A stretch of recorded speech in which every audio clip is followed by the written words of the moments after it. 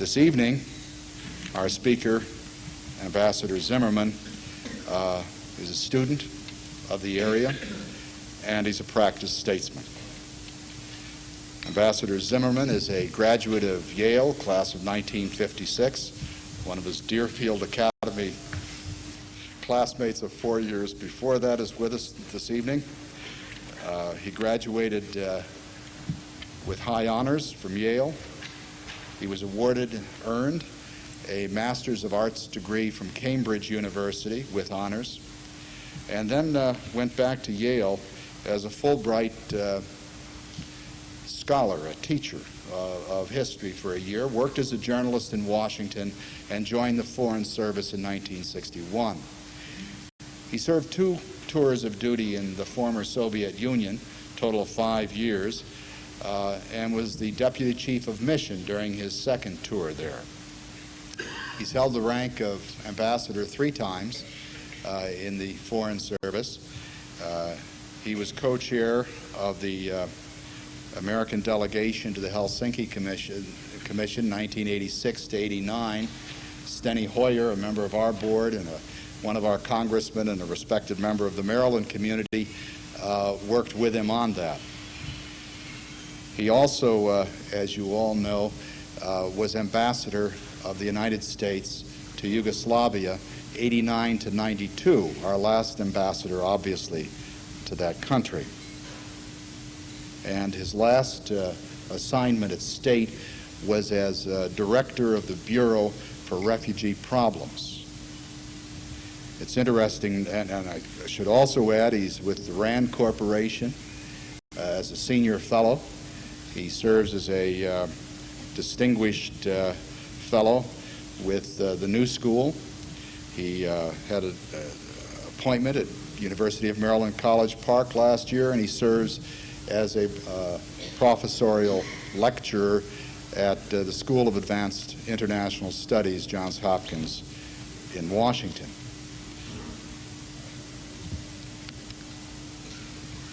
So as a person who was a very young man, taught some history at Yale, now has the chance to reflect back at a very critical historical experience. So it's an interesting case study as well as a tragic one. He brings to that experience not only his historical perspective, but also over 30 years of experience in the Foreign Service. It's my enormous privilege to introduce to you Ambassador Warren Zimmermann.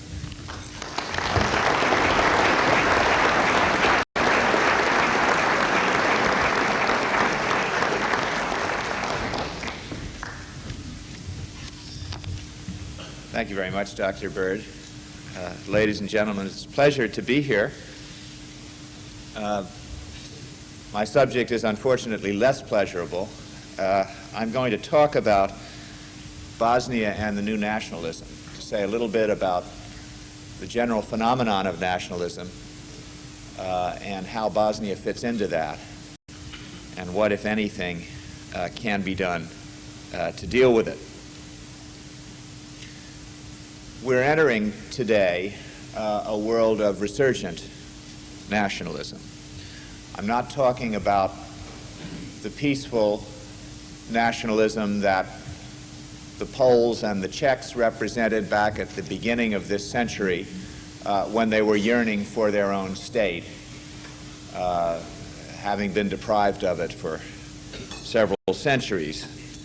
It's not that kind of nationalism I'm talking about. The kind of nationalism I'm talking about is a much more aggressive kind. It's an ethnic nationalism rather than a civic nationalism. It now appears, in retrospect, that the Cold War in Europe kept that kind of nationalism in check.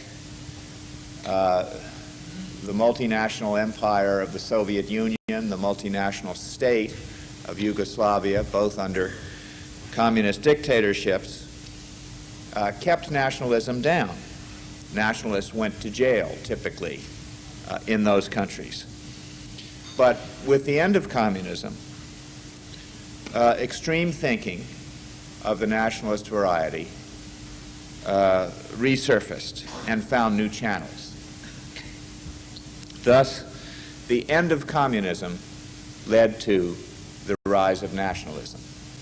Adam Michnik, the Polish philosopher, has paraphrased Lenin to say that nationalism is the final stage of communism.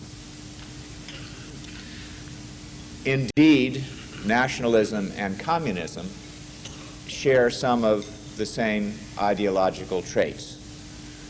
For example, they're both universalist. They explain everything in terms of themselves. They're both exclusivist. If you're not a nationalist, or if you're not a communist, then you're totally outside the pale, and you have to be dealt with. And they're both militant. The means they choose of dealing with the outsiders tend to be violent means. It's also not surprising that we have the phenomenon of communists who quickly convert into becoming nationalists. You see in the former Yugoslavia Slobodan Milosevic, the nationalist leader of Serbia, who used to be the president of the Serbian Communist Party. You have in Croatia Franjo Tudjman, who was a communist general during World War II, and for many years afterwards, who is now the nationalist leader of Croatia. In the former Soviet Union, you have Shevardnadze in Georgia, who was a member of Brezhnev's Politburo and is now a nationalist leader in Georgia. You have Kravchuk, the former president of Ukraine, who was a prominent communist, become a nationalist. You have Rutskoy in Russia. So there are great similarities, not total, but great similarities, I think, between communism and nationalism that help to explain why the transition from communism to nationalism was almost instantaneous. The new nationalism, the new post-Cold War nationalism, has found an ideology of its own, the ideology of the nation-state. Again, when I refer to the word nation-state or to the words nation-state, I'm not talking about a benign creature of 19th century romanticism. I'm talking about something which I believe is the major villain of our time. Webster's Dictionary, which I looked at this morning, defines the nation-state as a state containing one as opposed to several nationalities. Now, if you apply this definition to the states we know about in the world, I think you'll quickly see that there are very few states in the world that are really nation states.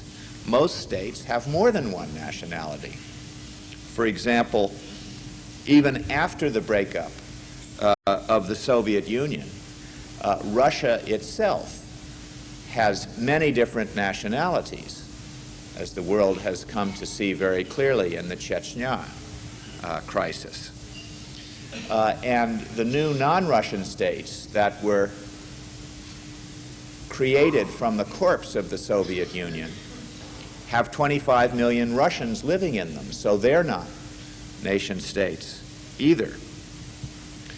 The old Yugoslavia, the former Yugoslavia, contained 7 nationalities, one of which, Macedonia, gave its name to the French word for fruit salad.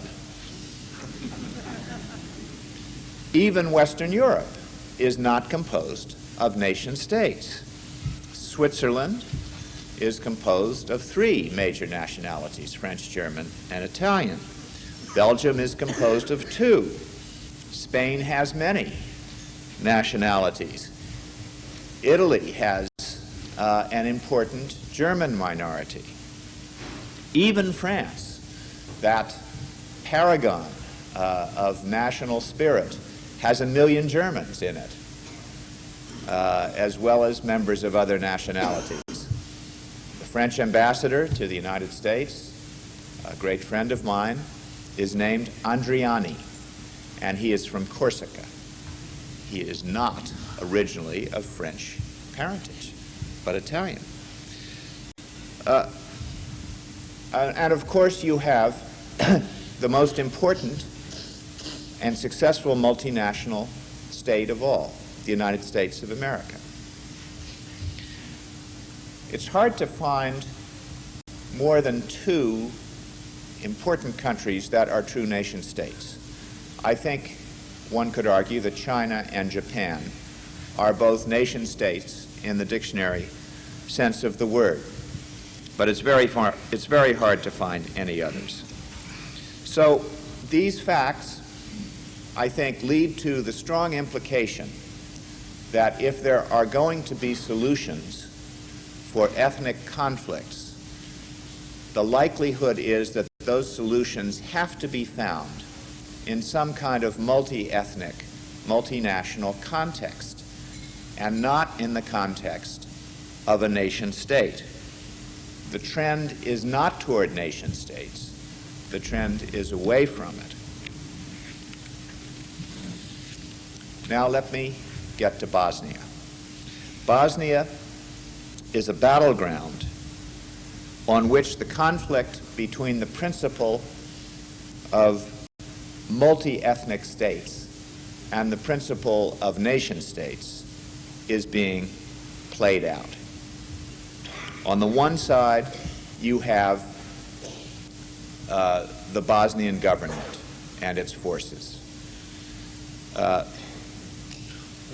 We tend to refer to the Bosnian government as the Muslims, but in fact the Bosnian government is multinational. It has Serbs in it, and it has Croats in it, and it is certainly defending and fighting with, on its side, Serbs and Croats, as well as Muslims.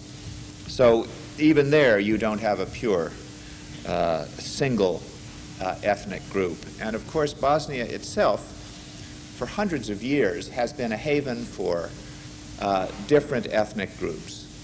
The Serbs, the Croats, the Muslims go back many centuries in Bosnia, and for the most part they lived quite comfortably together. There were exceptions, primarily World War II, but there is not a tradition of endless civil war in Bosnia, as some people claim.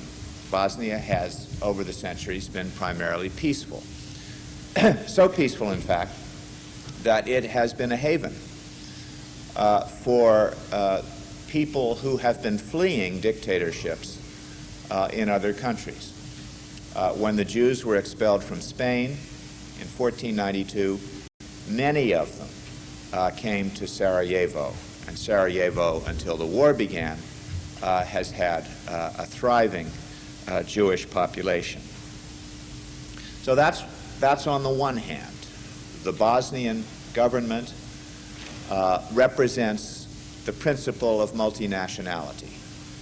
On the other hand, you have the Bosnian Serbs, who have the classic ideology of aggressive nationalism. What does it consist of? First, the Bosnian Serbs are seeking to create their nation state by elevating their ethnic group above all the others. Second, they claim, very frankly, superiority, racial superiority, superiority based on race. Third, they insist on special privileges which they are unwilling to accord to other nationalities. Fourth, they cite or even create history to justify territorial aggression. And fifth, they use force to create or consolidate their state. These five characteristics are all classic characteristics of aggressive nationalism, of the ideology of the nation state. The leader of the Bosnian Serbs Radovan Karadzic, is also a very typical aggressive nationalist figure. For one thing, he does not come from Bosnia, just as Napoleon did not come from France, Hitler did not come from Germany, and Stalin did not come from Russia. He comes from Montenegro, which is the republic next to Bosnia. So to one extent, he's a carpetbagger, and carpetbaggers often feel the need to prove their national feeling much more strongly than someone who actually comes from the area. Karadzic is a psychiatrist by profession. I had the fortune or misfortune to spend many hours with him, and I'm not a psychiatrist, but I believe that he is certifiably insane. He is the architect of ethnic cleansing. He's the architect of the concentration camps that were discovered in August of 1992 in Bosnia. And he is the architect of the artillery shelling of civilian populations, which is, by international law, a war crime. In my last meeting with him, just before I was recalled by the Bush administration in protest against the Serbian aggressions in Bosnia, Karadzic told me that since Serbs live on 70% of the territory of Bosnia, being agricultural people, it's perfectly logical that they should own all 70% of that territory, and that should become a Bosnian state. When I reminded him that Serbs only composed about 32% of the population of Bosnia, and that they were therefore claiming over twice as much land as they had population, he said that was an irrelevant consideration. He also told me that Serbs should not have to live with Croats or Muslims or any other nationality, that they had the right to live separately without any contamination from other ethnic groups. He didn't use the word, but of course what he was describing was apartheid. And he told me that as far as Sarajevo was concerned, that was going to become the capital of Serbian Bosnia, of the Serbian Republic of Bosnia, that they would cleanse most of the city of the non-Serbian elements, and for those who remained in the city, they would build walls to ensure that Serbs would not be contaminated by the presence of Croats or Muslims. In other words, Karadzic, 2 years after the tearing down of the Berlin Wall, was going to build Berlin-type walls in Sarajevo, a city which I've said has been famous for 500 years for ethnic tolerance. Whatever the global stakes in Bosnia, whatever the challenge Bosnia poses to NATO's future, whatever the test that Bosnia poses on the United States as a great power, beyond all this, it seems to me there's a moral issue with Bosnia. And that is, does the international community owe support to a country fighting to preserve ethnic tolerance? I would submit that as the beneficiaries of the most successful multi-ethnic country in the world, Americans can't stand aside from this problem. We do have a dog in that fight. What can we do? What should we do? It seems to me that if we really want to affect the outcome in Bosnia, we are going to have to use force in one way or another. The Serbs have won over the last 3 years because they have had no scruples about the use of force. They have had some advantages, of course, since they inherited a large part of the old Yugoslav army, which was the 5th largest army in Europe. But they have not hesitated to use force, and they have very quickly understood that neither the West nor the UN was prepared to mount a forceful rebuff against them. So if we want to change the direction things are headed, and they're heading, of course, in the wrong direction, it seems to me we have two options, and they both concern the use of force. The first is to lift the arms embargo, which is certainly has become an unfair burden on the Bosnian government, on the Muslims, since the Serbs did have access to the Yugoslav army, and not only its soldiers, but also its equipment and its weaponry. And Steny Hoyer, who understands this issue, I think as well as anybody in the Congress, and cares about it as much as anybody in the Congress, has introduced a resolution which passed overwhelmingly last week, on the whole question of lifting the arms embargo. I think we may end up having to lift the arms embargo, but it is, I think, important to note that there are downsides to it and risks that may balance or maybe even outweigh the advantage of trying to get the Bosnians a level playing field to play on. And the most important of the risks is that if the arms embargo is lifted officially, the Serbs will have every incentive to launch a major offensive before the Bosnians can get trained and operational on the new weapons. And the Serbs, of course, have a strategic reserve which they haven't even used yet, which is the Yugoslav army sitting in Serbia.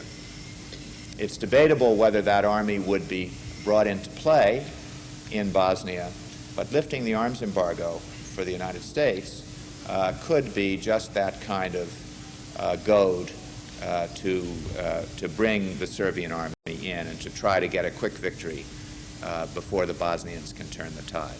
That is a major drawback to lifting the arms embargo. The second course, I think, myself, would be much more effective, which is a concerted campaign of airstrikes against Serbian military installations in Bosnia.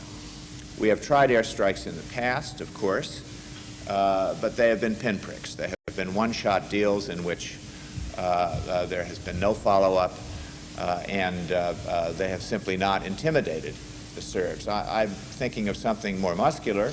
I don't think it has to be endless, because I don't think the Serbs would hold out very much for very long under airstrikes of this sort. The message we would have to convey is that we are punishing them for their aggression, and we are, by delivering this message, telling them that they ought to get to the negotiating table and make an agreement. Now, there are many arguments against the use of airstrikes, and of course, no option is perfect, and the use of airstrikes is certainly not a perfect option. It's argued that if we get involved militarily, there will be a kind of a Vietnamese momentum taking over, and that we will end up with ground troops in Bosnia, which, by the way, I think would be a great mistake, but we would end up escalating our military engagement in Bosnia. I don't see the logic of this. We did it in Vietnam, but every time there was an increase in American forces in Vietnam, that increase was approved by the President. And we have the Vietnam experience behind us to show us that this is something that ought not to be done. And it's very hard for me to imagine this President authorizing levels of American military participation of the sort that we had in Vietnam. So I think that's a false issue. I think it's also a false issue to compare the Serbs to the North Vietnamese. The Serbs are on a land grab. They are taking territory and have taken territory to which they have no right, and they understand that. They simply pushed and pushed, expecting that somebody would push back, and nobody did, so they kept pushing. They're not 100% wedded to keeping the territory that they have acquired, and Milosevic, the Serbian leader in Belgrade, has already said he would accept the plan that the contact group of 5 countries worked out, which more or less divides the country 50-50 between the Serbs and the others. So we're not fighting an aggressor that is 10 feet tall. We're also not telling the Serbs what we told the Vietnamese, North Vietnamese, which was get out of South Vietnam. We're not telling them to get out of Bosnia. In fact, we're prepared to agree to a deal which allows them to keep 50% of Bosnia for themselves. This with an ethnic group that had, before the war, a population that was only 32% of the population of Bosnia. So I think all these things are possible. I can't prove it, and if the airstrike option is not taken, it will never be proved. I accept also that if we use airstrikes, we will either have to concentrate the UN forces in ways that will prevent their being taken hostage, or we will have to remove them. That is a price I think it's still worth paying. So late as it is in the game, this option, which I think would have worked with almost complete certainty under the Bush administration, could still work. Now, what will happen if we continue to do what we're doing and the Serbs continue to win? The worst case, which is not inevitable but is not improbable either, is that the Serbs will take Sarajevo. It's their last unachieved objective in Bosnia, this city which is so richly symbolic of ethnic harmony and tolerance. They will try to take Sarajevo for sure. That will lead to people pouring out of the city. It will probably lead to executions of some Serbs who have stayed in the city, because 50,000 Serbs have remained in the city against the orders of Karadzic. It will mean that the Muslims will be reduced either to a postage stamp territory in Bosnia, or will be expelled altogether, which will produce the greatest refugee crisis that the West has seen in its history. And there will be spillover. Spillover meaning that the Bosnian problem is not going to be contained in Bosnia. To prevent spillover is the most important Western objective, and it's been successful so far. But if the Serbs win big in Bosnia, they will have a tremendous incentive to try similar forceful tactics in Kosovo, which has an overwhelmingly large Albanian population, or in Macedonia, where there are some Serbs who claim large pieces of Macedonian territory. So there are plenty of downsides to doing nothing, or to continuing doing what we're doing, which is the functional equivalent of nothing, at least in terms of holding the Serbs back from the achievement of their objectives. More broadly, a Serbian victory would damage NATO, perhaps not irreparably, but very, very badly. It would create a situation of permanent instability in the heart of Europe, with the creation of a greater Serbia, a powerful and extremely militant country as the hegemonic power, and it would be a tremendous defeat for the United States. No matter how much we argued that we were not directly engaged, that argument, I think, would not sit well with the American people if there were a disaster of the magnitude that the fall of Sarajevo would bring.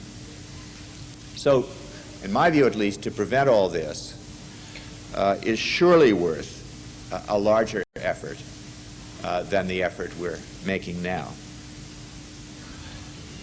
Now, there's another reason why it's important to do more than we're doing in Bosnia, and that is that Bosnia is not likely to be unique. All around the world, nationalism, the ideology of the nation state, is alive and rampant. In Rwanda, we have the conflicting worldviews, or the conflicting national views of the Hutus and the Tutsis, which play out with tremendous violence there. You have the problems of the Muslims in India over the Kashmir issue. You have an insurrection by the Tamils in Sri Lanka.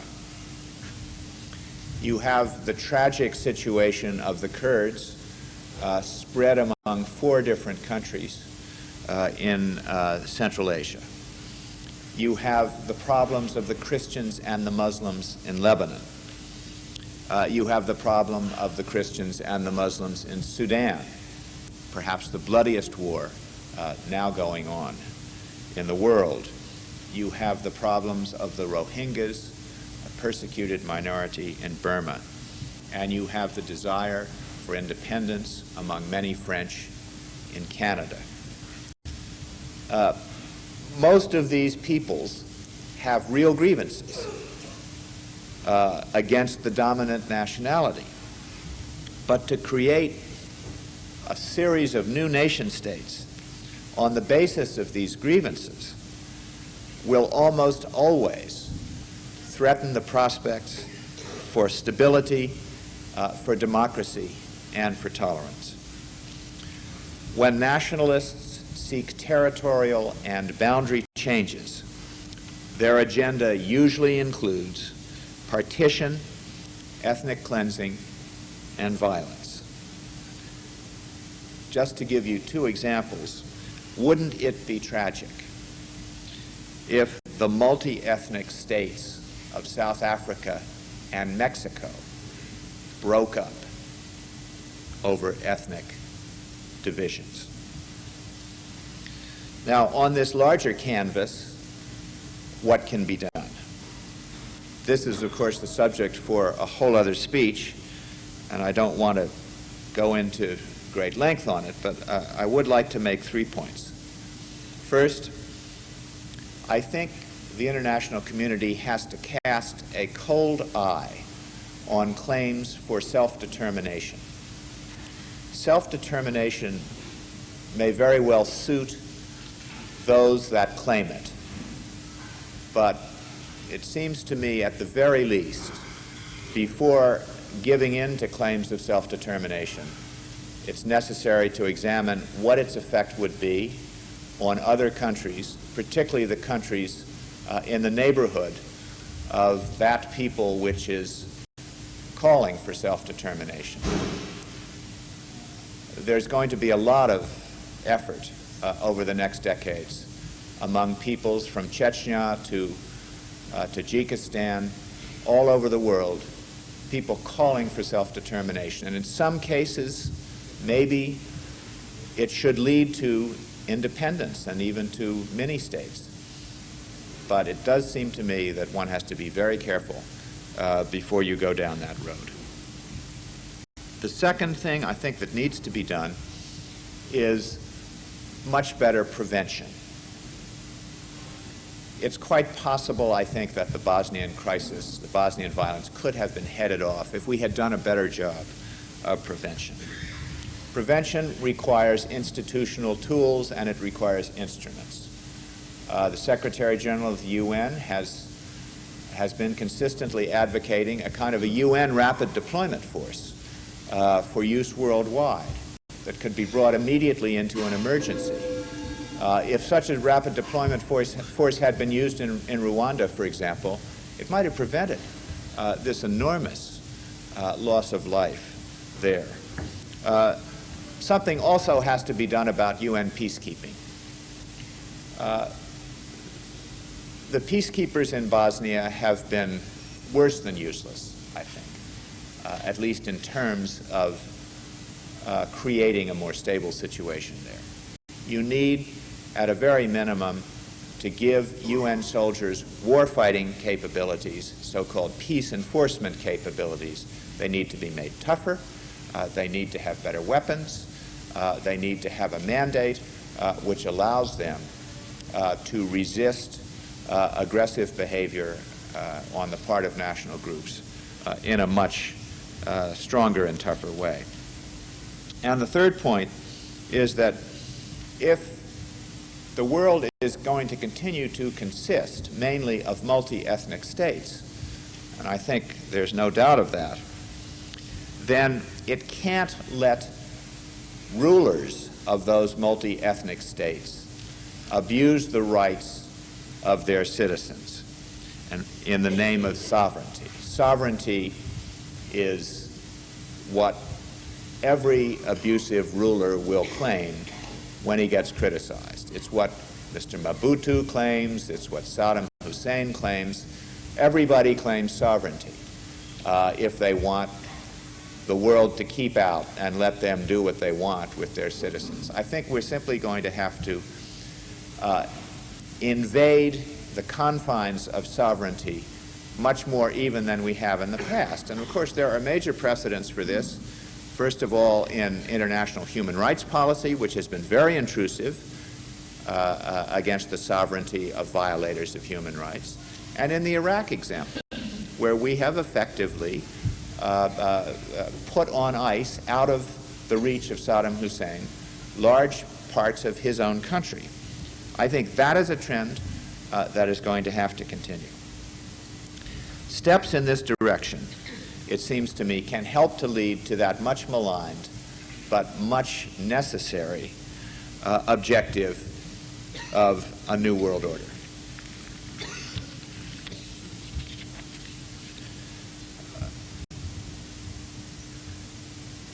I think it's become a truism that the United States is more and more dependent on the world outside, especially in the economic area.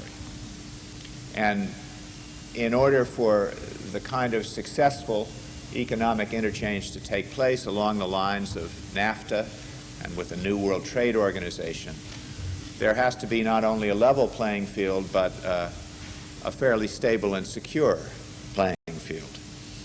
That is not part of the game plan of the nationalists all around the world. Their stock in trade is to cause trouble, to create violence, resort to terrorism if they have to. So we have as much to gain as anybody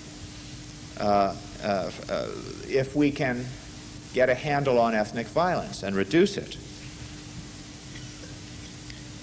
Let me conclude with a personal observation. As someone who spent a good deal of his life in the Foreign Service, I think I am a bit biased in thinking that the United States has made it possible in our own country for tolerance, diversity, and assimilation all to exist simultaneously. And that leads me to think that this is possible wherever a democratic government makes it possible, wherever a democratic government gives it scope. And our success, our relative success in balancing all the multi-ethnic characteristics that have marked our country, it does seem to me gives us a special obligation to heed the appeals of those people, like the people in Bosnia, who want nothing more than to be like us and to have what we have, a society where ethnic groups can coexist and compete in at least relative harmony and relative peace. Thank you very much.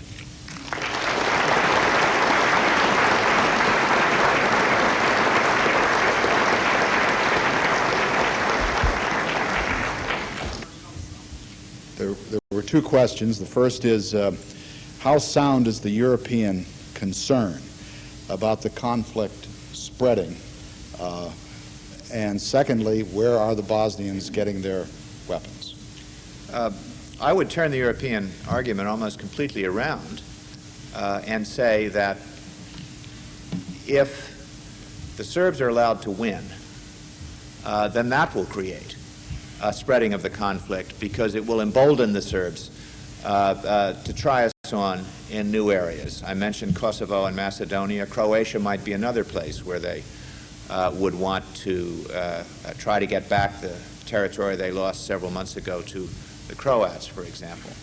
I'm not sure, as I say, that the arms embargo is the best way to use force against the Serbs, and the Europeans would make the same argument against airstrikes that they make against the arms embargo. I think it's a flawed argument in both cases.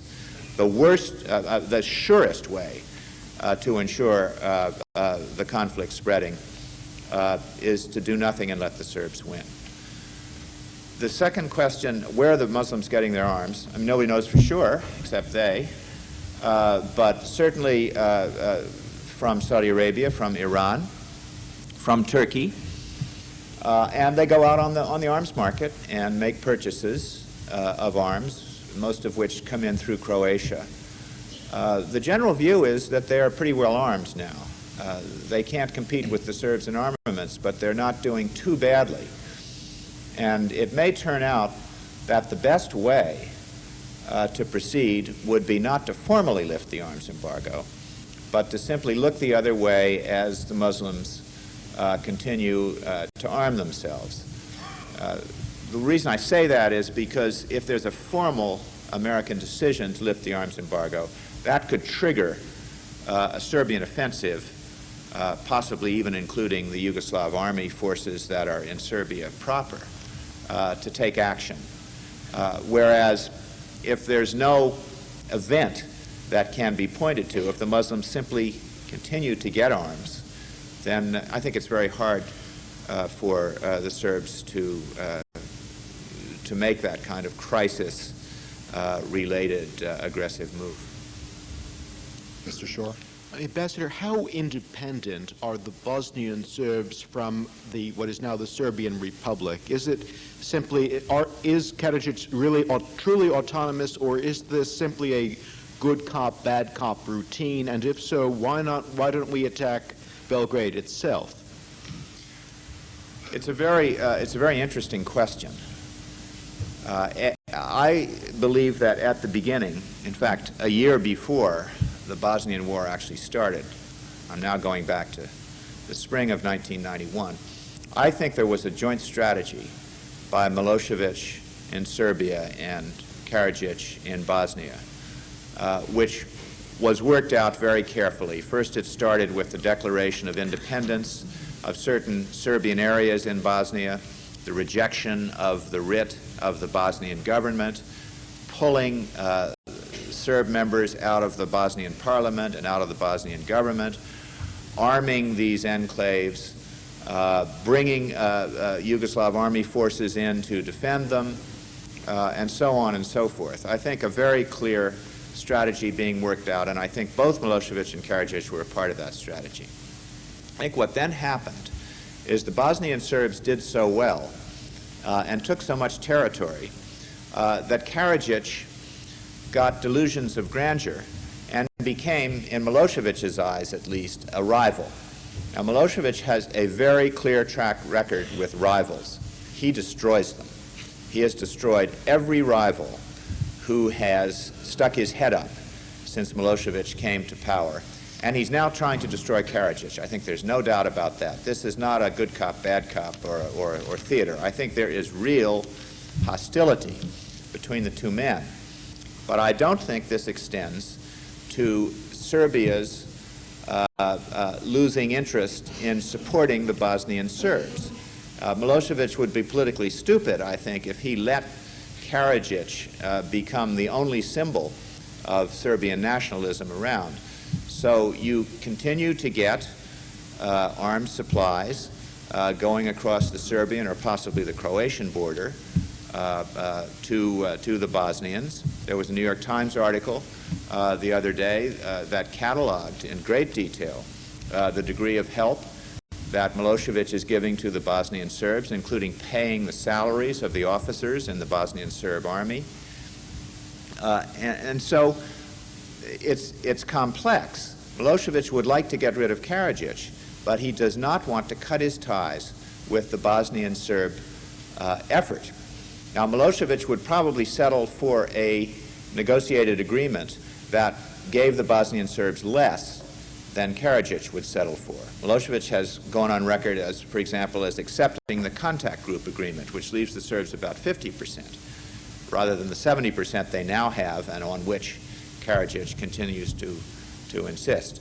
Now, the U.S. government has been trying to drive a stronger wedge between Milosevic and Karadzic and has not done a very successful job of it, partly because I think Milosevic is simply not going to let that happen.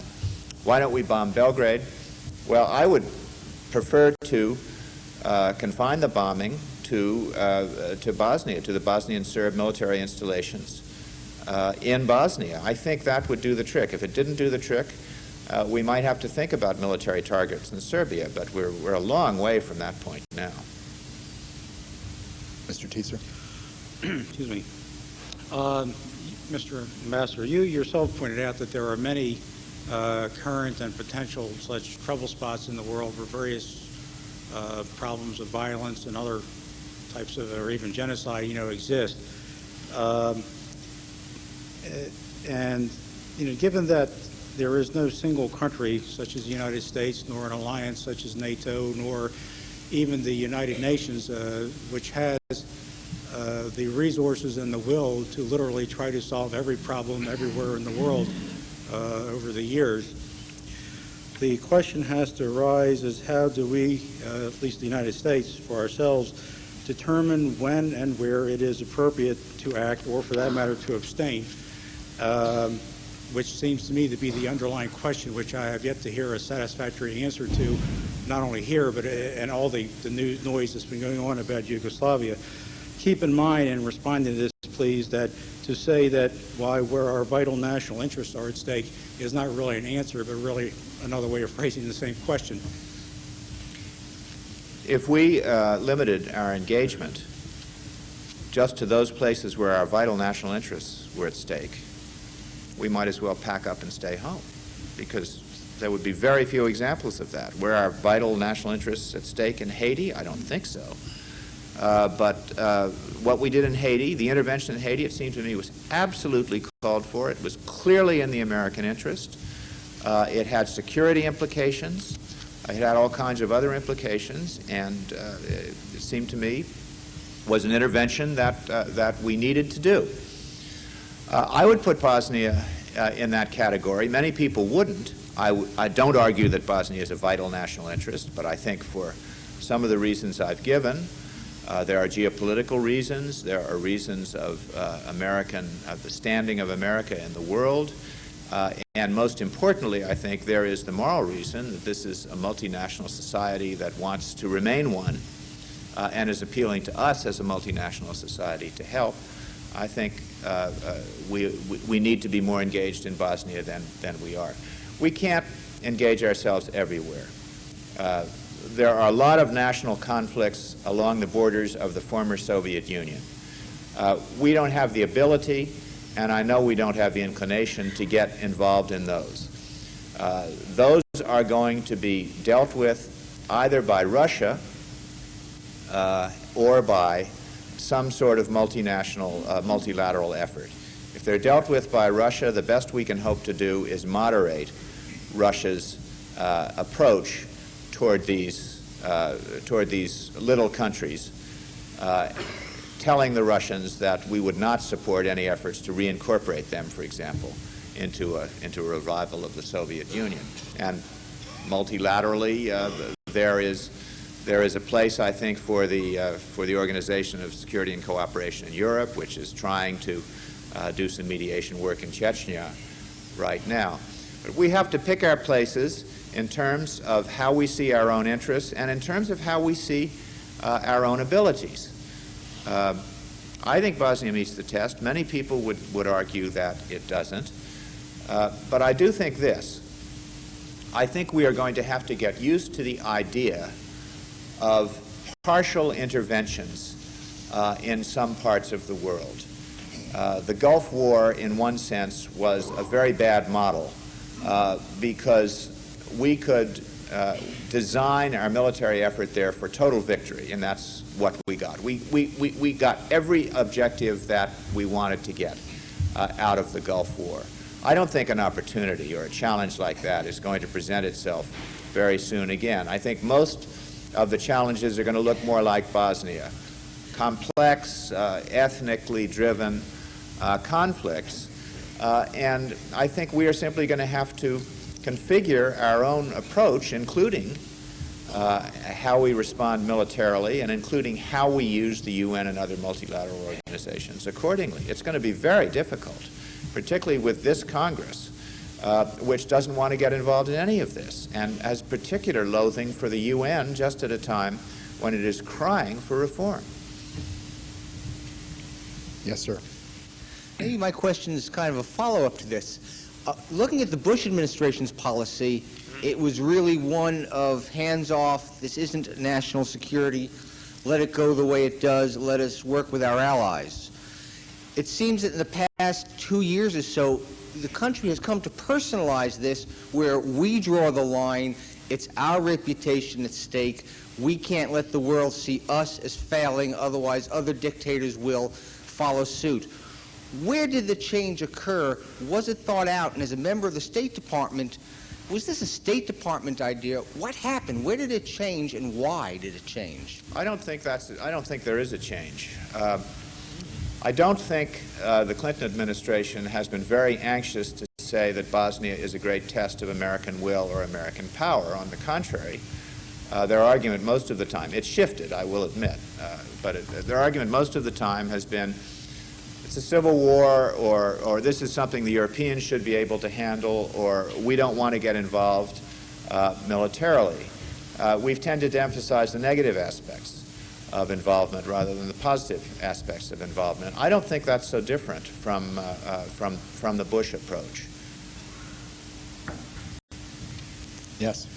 Yeah, I wonder, just to follow up too on that, could you critique the current advisors to President Clinton on foreign affairs and offer us some insight into who's advising him, how good they are, and so forth? I mean, we hear all sorts of conflicting things, and I wonder if you could offer some insight into that. Well, as far as Bosnia goes, the advisors to President Clinton are and have always been divided. The military is very reluctant to get involved. That is somewhat less true of General Shalikashvili than it was of General Powell, but the military is reluctant. Therefore, the Secretary of Defense is fairly reluctant, although Secretary Perry has I think, moved quite a long distance toward than his predecessor, toward involvement. The National Security Council, I think, has been basically hawkish. The UN ambassador our ambassador to the UN, Madeleine Albright, has been essentially hawkish. I think the State Department has been very cautious. So what you get is a series of conflicting sets of advice to the president. But what are presidents for? Presidents are for deciding when their advisors can't agree. And I think the main criticism of President Clinton is he really has not made a decision. He has not embraced a single strategy, which is why we seem to always be reacting and responding rather than forcing events ourselves. And of course, that makes it very easy for the Serbs, who know everything I've just said. They certainly understand the American administration as well as any of us do, to run rings around it. Mr. Ambassador, unfortunately, our time is limited. We hate to end this session, but on behalf of everyone present, I would like to thank you for what has been very thought-provoking and very helpful, an extraordinarily sober topic, And I'd also like to thank you for what I think are the very important contributions that you're making to the national discussion of the Bosnian policy. Thank you so much. Thank you all very much.